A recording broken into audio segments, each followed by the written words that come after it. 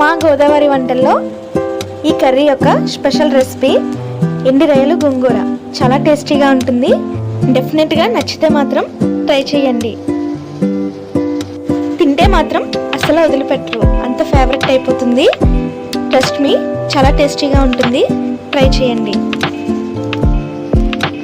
మీలో గోంగూర ఎండి రొయ్యలు అంటే ఎంతమందికి ఇష్టమో కూడా కామెంట్ చేయండి. మరి అలా చేయాలో చూసేద్దాం. ఫస్ట్ బౌల్లో 2 గ్లాసెస్ వరకు వాటర్ని వేసేసుకోవాలి. వాటర్ కాస్త మరిగిన తర్వాత క్లీన్ చేసుకున్న గోంగూరని వేసేసుకోవాలి. 2 కట్టల వరకు గోంగూరని వేశారు మా అమ్మ. నెక్స్ట్ 3-4 పచ్చిమిర్చి కూడా వేసుకోవాలి. చిన్న మీడియం సైజ్ ఉల్లిపాయ ముక్కలు కూడా పొడిగా కట్ చేసుకొని వేసుకోండి. అంతా కూడా ఒకసారి బాగా కలుపుకోవాలి. గోంగూర బాగా ఉడకాలి, అప్పుడే గోంగూర మంచి టేస్ట్ ఉంటుంది. వీడియో క్లిప్లో చూపిస్తున్నట్టు గోంగూర చక్కగా ఉడికించుకోవాలి.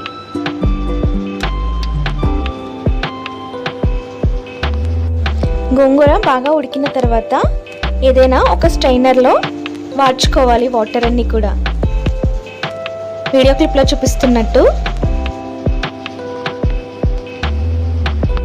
నెక్స్ట్ ఉడికించుకున్న గోంగూరని కోర్స్గా గ్రైండ్ చేసేసుకోవాలి. మిక్సీలో గ్రైండ్ చేయకపోయినా పప్పు గుత్తి హెల్ప్తో అయినా మెత్తగా గోంగూరని మెదుపుకోవాలి.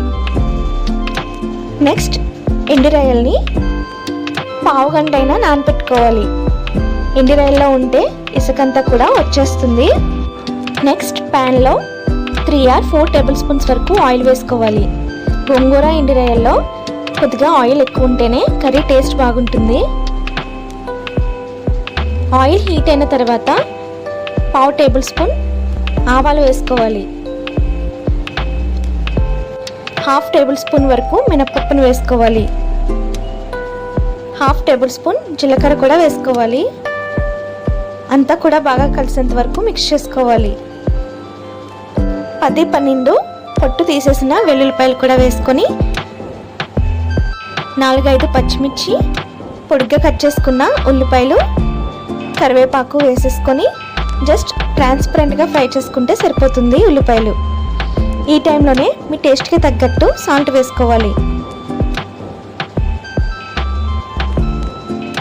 మూత పెట్టేసుకొని ఉల్లిపాయల్ని మగ్గించుకున్న తర్వాత అట్లీస్ట్ ఒక పావు గంట అయినా నానబెట్టుకొని 3 or 4 టైమ్స్ వరకు బాగా క్లీన్ చేసుకున్న ఎండి రొయ్యల్ని వేసేసుకొని అంతా బాగా కలిసేంత వరకు మిక్స్ చేసుకోవాలి. ఎండి రొయ్యల్ని ఆయిల్లోనే బాగా ఫ్రై చేసుకుంటే నీచు వాసన లేకుండా కర్రీ టేస్ట్ బాగుంటుంది. ఈ టైంలోనే 1/2 టేబుల్ స్పూన్ పసుపు కూడా వేసేసుకొని అంతా కూడా బాగా కలిసేంత వరకు మిక్స్ చేసుకోవాలి. మీడియం ఫ్లేమ్లోనే ఫ్రై చేసుకోవాలి. కనీసం ఒక 10 నిమిషాలైనా టైం పడుతుంది. అంతా కూడా బాగా ఫ్రై చేసుకుంటేనే నీచు వాసన లేకుండా గోంగూర ఎండి రొయ్యలు రుచిగా ఉంటుంది. గోంగూర ఎండి రొయ్యల్లోకి ఆయిల్ కొద్దిగా ఎక్కువగానే పడుతుంది, అప్పుడే టేస్ట్ బాగుంటుంది కర్రీకి. ఆయిల్లో బాగా ఫ్రై చేసుకున్న తర్వాత మీ కారానికి తగ్గట్టు కారం వేసుకోవాలి. ఆల్రెడీ పచ్చిమిర్చి వేసాం కాబట్టి చూసుకొని వేసుకోండి. అమ్మ అయితే 2 స్పూన్స్ వరకు కారం వేశారన్నమాట. అంతా కూడా బాగా కలిసేంత వరకు మిక్స్ చేసేసుకోవాలి.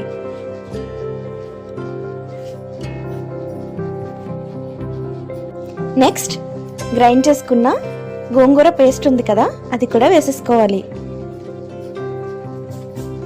అంతా కూడా బాగా కలిసేంత వరకు మిక్స్ చేసుకోండి.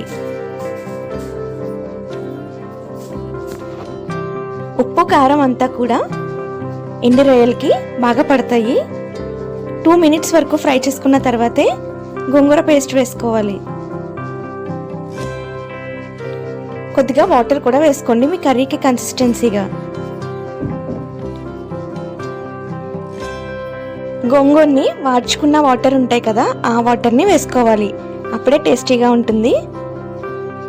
కర్రీని దగ్గర పడేంత వరకు కూడా బాగా ఉడికించుకోండి మీడియం ఫ్లేమ్లో. కర్రీ బాగా ఉడికి ఆయిల్ పైకి తేలుతుంది, అప్పటి వరకు కూడా బాగా కర్రీని ఉడికించుకోవాలి. వీడియో క్లిప్లో చూపిస్తున్నట్టు కొద్దిగా దగ్గర పడితే స్టవ్ ఆఫ్ చేసేసుకోవచ్చు.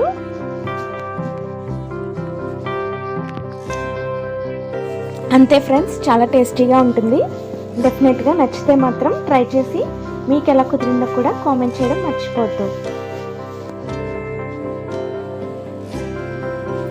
Thank you for watching. Subscribe for more videos. Bye guys.